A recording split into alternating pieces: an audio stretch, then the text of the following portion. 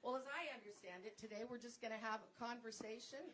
I've got a couple questions for you, and then we're also going to open it up to the audience. And because time is so short, we just ask that you keep your questions as succinct and concise as possible so that people have an opportunity to ask.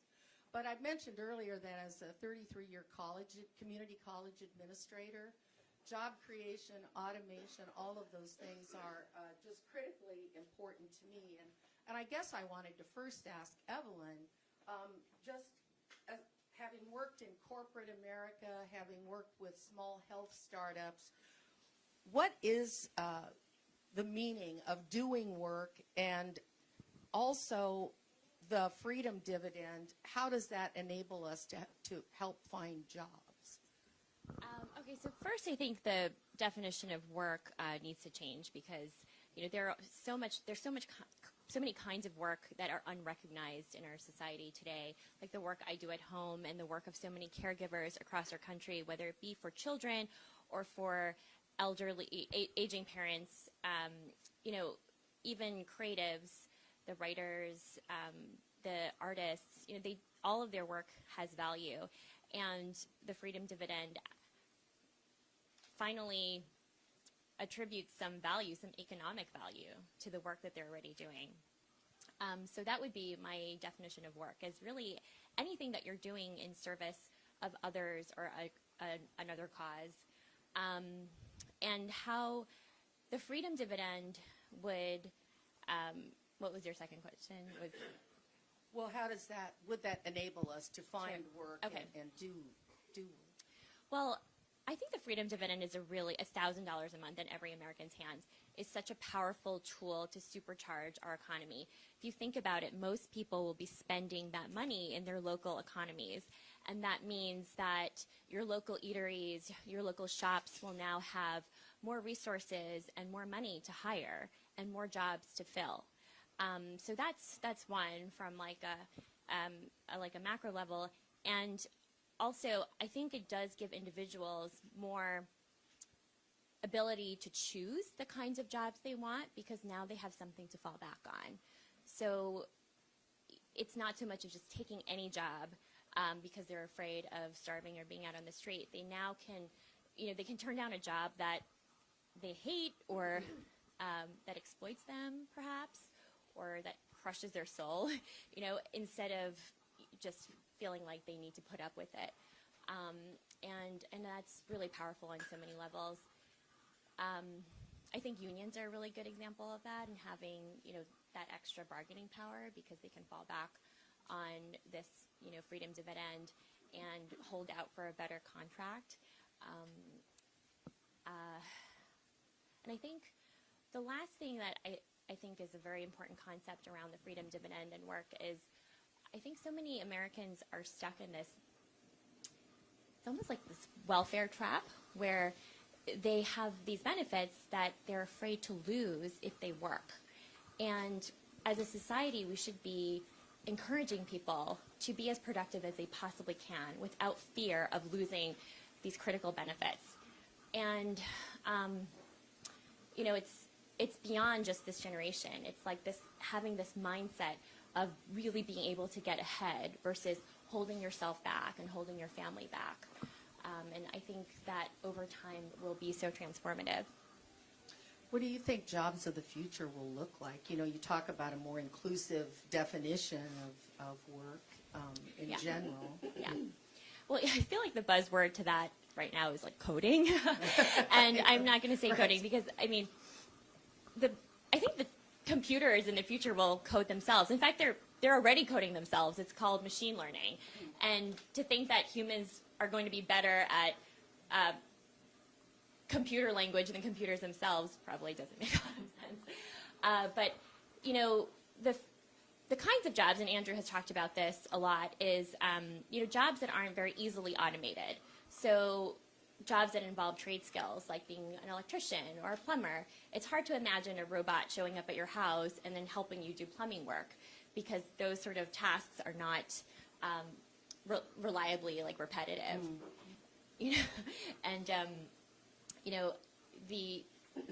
I think the future of work is also going to be more creative than we think.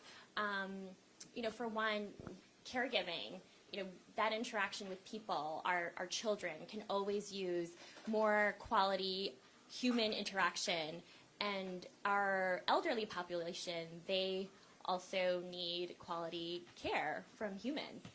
So I think those jobs will be insulated, and the creative jobs around the arts, it's something that I feel so passionately about in our schools.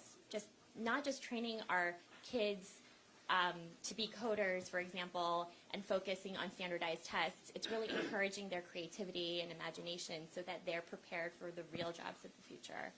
Absolutely. Yeah. Andrew, you talk a lot about the impact of automation on jobs, and again, in my experience in the community college, I saw this increasing skills gap. And if you would address that. Sure. First, I want to recognize Mary for her incredible work in the community. Let's give her a round of applause. Awesome. On so many levels. And you are at the front lines of it at the community college. You are seeing the kind of training that the students needed and what the employers were looking for, and there was often a gap.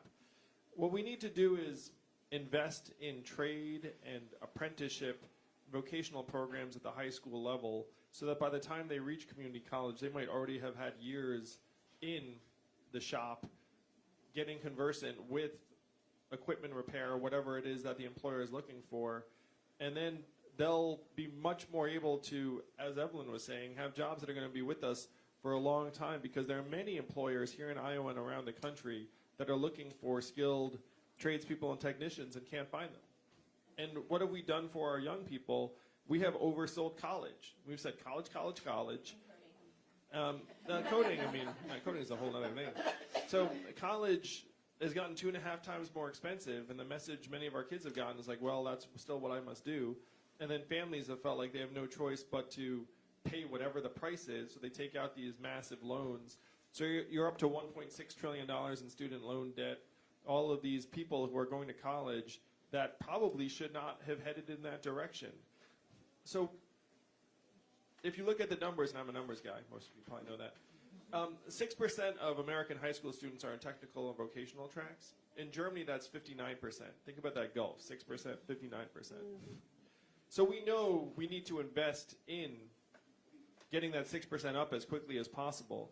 And in America today, we always do the easy, less expensive thing, unfortunately. It's easier and cheaper to throw kids in a classroom with some textbooks and a teacher and say, hey, you're all going to go to college, than it is to invest in the tools and the shops and the trainers and the relationship to employers that we should be investing in. As your president, I will do everything I can to elevate the trades. I will have a public awareness campaign with Mike Rowe of Dirty Jobs. We'll go around saying, like, hey, these are really great jobs.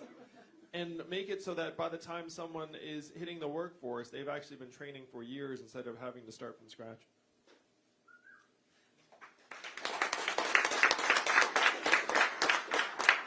Another question I had was that you talk a lot about how headline unemployment is a misleading measurement. Oh, yeah, it's so dumb. And so what kind of measurements should we be looking at when we talk about jobs?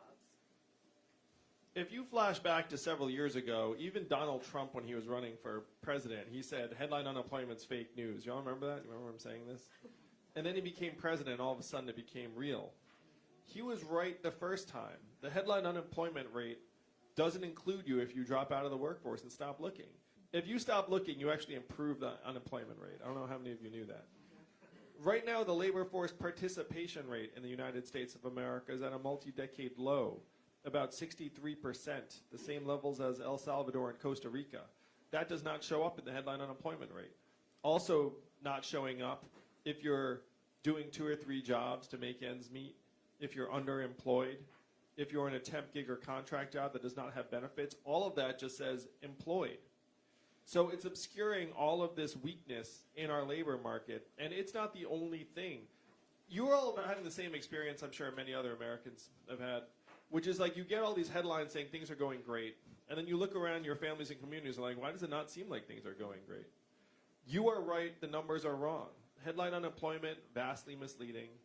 GDP, totally unrelated to how we're doing. if you look at the important indicators, you see that we're experiencing record high levels of stress, financial insecurity, student loan indebtedness, mental illness, even suicide and depression. Those are all either at record highs or multi-decade highs in the United States. But you don't see that in the headlines. You just see headline unemployment, really low. As your president, I will line up the measurements to actually tell us how we are really doing in our communities. And then you would see we have a skills gap, we have a mental health crisis, we have a wellness recession. You can't solve problems if you don't identify them first. And it starts with having the right numbers and getting away from this headline unemployment rate that's out of date at best and completely misleading at worst.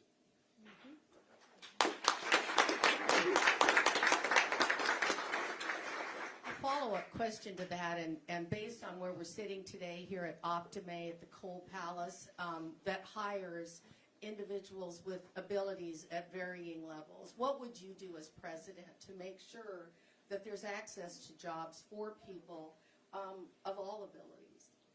And thank you again for the work that you've done in this space, Mary, because I know that you and the Cole Palace are looking out for people who might have more needs than others.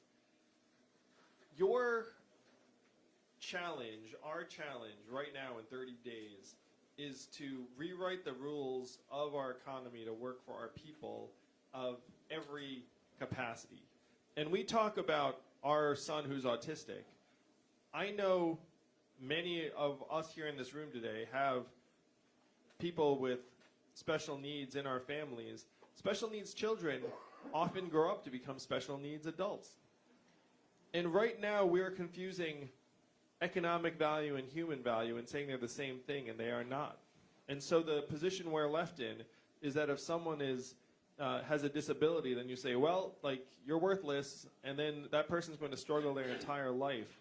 We have to change that mindset, and this is, believe it or not, a mindset. We can actually say we all have intrinsic value as Americans and human beings and citizens, and that goes for our son, that goes for the people that you're talking about, Mary, where if you insist on saying the market is right about how much we're valued, then you wind up in impossible situations trying to turn coal miners into coders, which is totally ridiculous, by the way. It's insane that we're even talking in those terms. And the only reason you would talk in those terms is if you believe that the market is right about everything. That if the market says the coal mining town has no value, then it has no value, and then we're going to try and turn them into coders who do have value.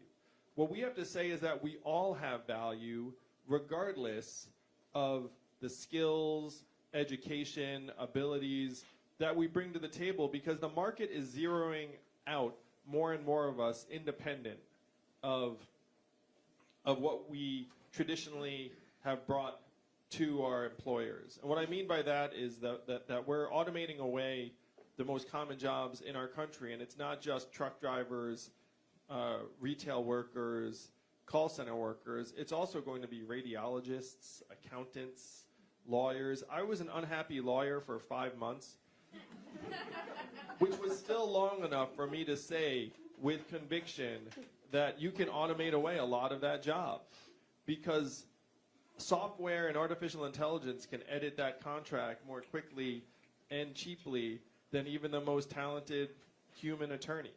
So we have to think bigger about how we make an economy that works for everyone. And that is our challenge in the next 30 days. It's one reason why I love being here in Iowa, because you all have the power to shape the future of this country. I know it doesn't feel like it because you're living your lives, minding your business. I did the math. Do you know how many Californians each of you is worth? 1,000 Californians each. So if you look around this cafe, what's the fire code here at the Cole Palace? So let's say, I'm going to give a Trumpian estimate. Let's say there are 400 people in this room. No, I'm kidding. But even in this room, there's the equivalent of 2 football stadiums full of Californians. That's the power to shape the future of this country that we have gathered here right now. This is the mission, this is the vision that we have to take to the rest of the country, as soon as possible to say we have to rewrite the rules to work for ourselves and our kids. If it's not working for you, it's not working. And we have to say once and for all that we have value independent of what the market is telling us. Because if we listen to the market for too long, it's going to destroy us. It's going to take us off a cliff. And we're going to be left looking around wondering what happened to our communities.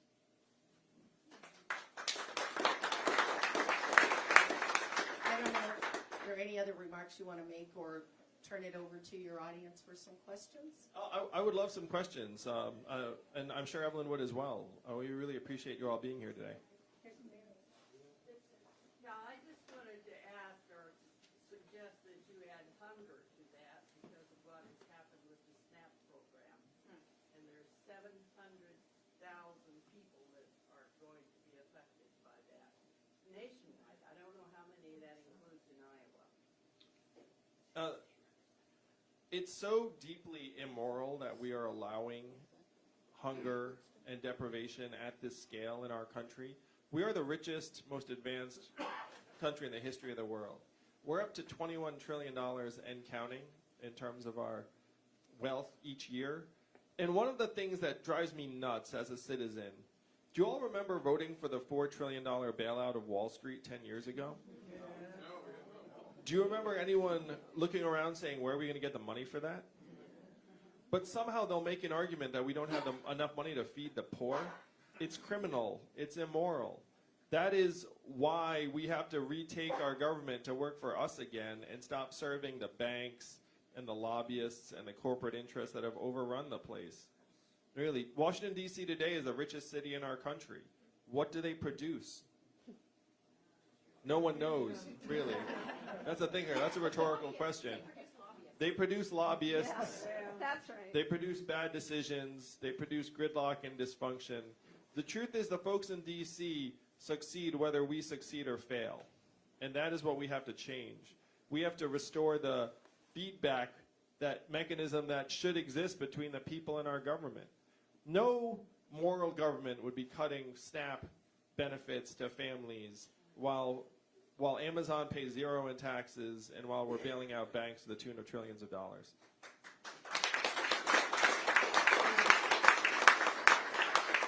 Can I also just comment that I think Andrew is the only one addressing poverty in this race in any meaningful way with a basic income, because that would literally eradicate poverty among our citizens.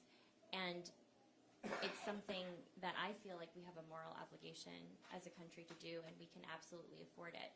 So it's a little crazy to me that the other politicians haven't jumped on this as I thought they would. Yeah, when Evelyn and I were talking about my running for president, she was like, hey, I'm on board, but you should know that as soon as you get out there and talk about universal basic income or the freedom dividend, she's like, every other major politician will pick it up immediately. And then I will say, well, I certainly hope so.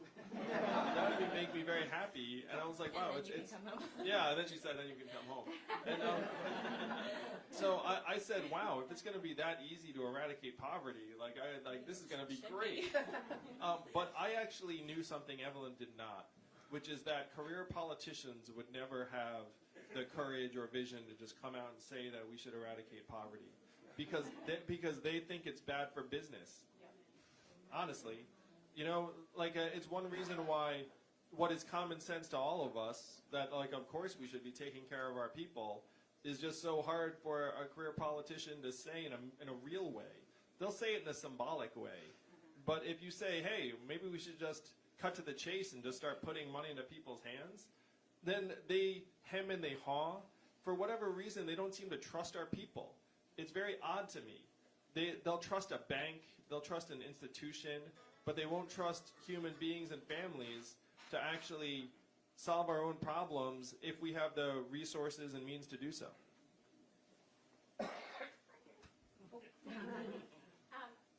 Actually, that led in exactly what I wanted to say. When we're talking about jobs, I spent a lot of time with really cyclical, impoverished societies. And what people don't understand is that people who have never been exposed to any successful working cannot just pull themselves up by their bootstraps because they don't know how. Not only do they not know how, they've never seen it. They don't know that it exists. And one of the biggest things I think about the dividend is that it will enable people to actually keep the jobs they have, even if they're crappy jobs. Because right now, so much of society is one sick kid away from losing their job.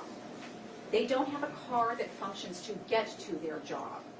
They don't have some backup thing if their child gets sick and they need to take care of that. That is a huge thing. And it's not just about these individual peoples or the moral argument. It's a societal thing. Yeah. That the entire society, every single person will benefit if everyone else is doing well. That was one point. And then the other one was about something that everybody, I think, can relate to, is the size of class sizes. That class sizes are Could I ask gigantic. that you have them stand up so that we can hear back here? Sorry. Wow, I've never been told that. So the first one was just about poverty and people not being able to keep their jobs because they don't have enough money to have childcare if their child gets sick, or to get to their job if their car is malfunctioning, or have a functioning transportation of any kind. That's the first point.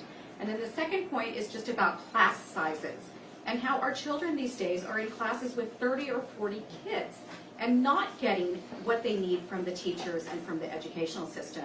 And every study has shown that the kids produce better in their grades, they're better in school, there's more harmony if we have things like recess and art and music. And those are the first things that go on the chopping block because people want to save money. But it's like shooting yourself in the head because you're making it impossible to succeed at actually teaching your children. Are you an educator yourself? You feel like it. No, but my husband is autistic, and your son can have a wonderful life. So I just want to reinforce what you just said about class sizes and doing more for our kids in schools. We need to pay teachers more, number one. And that's fairly in the numbers. A good teacher is worth his or her weight in gold in terms of improved educational outcomes over dozens of students. Then we need to have more teachers in the classrooms to reduce the class sizes, and you have more individualized support for kids who have distinct needs. The third thing you have to do is lighten up on the standardized tests. Did you know we invented the SAT during World War II as a means to identify which kids not to send to the front lines? And now we treat our kids like every year is wartime. Does that make sense to anyone? And if you're a teacher, it ends up distorting your behavior in various ways. You're teaching to various tests, and you know you're not serving the kids' interests. The fact is our kids mature at different rates. Like we have to stop trying to treat the schools like assembly lines and make it so that you have distinct paths afterwards, so it's not like everyone's, again, supposed to go to college. Like there needs to be fruitful paths that are not college. And I think the Democratic Party is making a mistake by saying that college is the answer for everyone, because only a third of Americans are going to graduate from college. That's a relatively stable percentage. It is not going to shoot up from a third to two-thirds. If anything, by over-prescribing college, you know what we've done? We've brought down the college completion rate to 59% in 6 years. 41% of people who start don't finish within 6 years, which shows that part of that's financial, but part of that's because some of them are not in the right place. So I couldn't agree with you more about class sizes. And here's the big message about education K through 12. The data clearly shows that educators, as incredible as they are, can only control about a third of our kids' educational outcomes. What are the other two-thirds? Parental time spent with a child, words read to them when they're young, stress levels in the house, income, neighborhood. These variables account for two-thirds of our kids' educational performance. Teachers know this. You go into a teacher and say, hey, educate our kids, and you're like, well, I can control about a third of it. Like the other two-thirds, they disappear in the summer, they come back, like hopefully something good happened that summer. So by putting money into homes and families, we'll give our kids an honest chance to learn in many, many situations, and then the teachers a much better chance to teach. but it involves investing in our families at the ground floor from day one.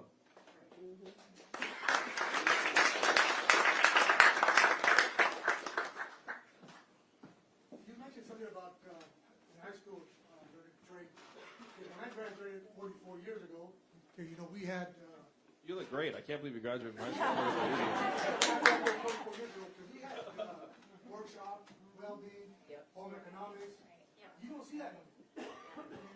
Would you appoint somebody that is for education, secretary that?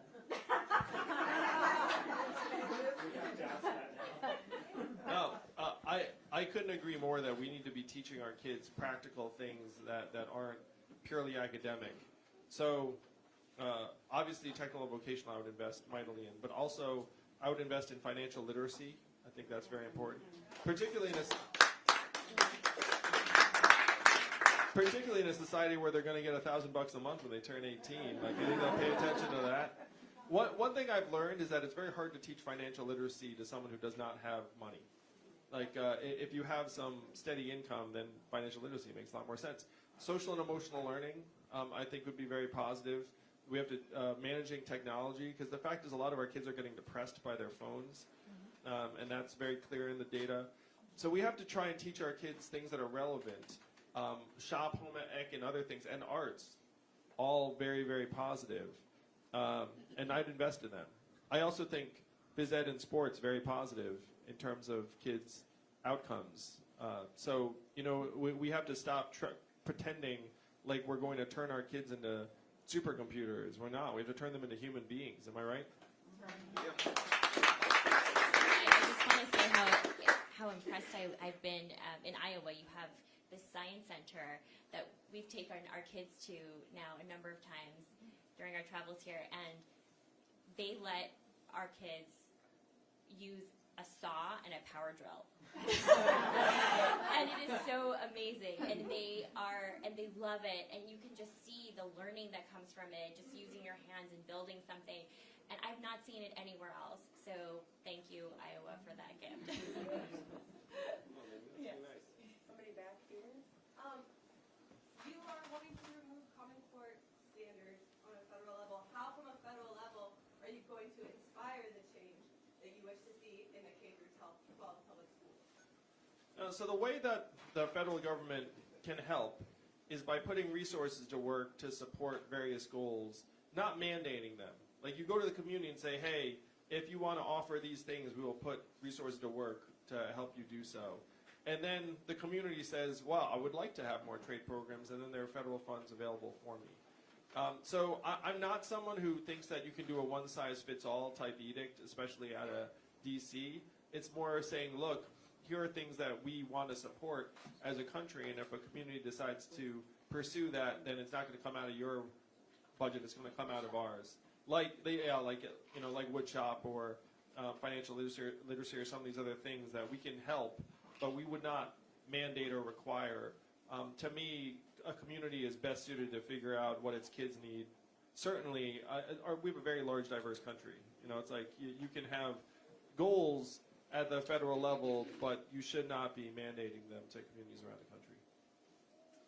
I've been told that we're out of time for any questions, but I would just like to ask everyone again to really give a warm Southeast Iowa welcome to Evelyn and Andrew. Thank you. And to thank him for raising the questions and the issues that we don't hear from every presidential candidate, but that have equal value. Thank you very much. Thank you. Let's give Mary another round of applause for making this happen. I want to make a personal appeal. If you believe that this is a vision that you want to fight for and leave to our kids, we need you to caucus in 30 days. You can make an enormous difference because you all have the future of the country in your hands. And I want to be able to look my kids in the eye and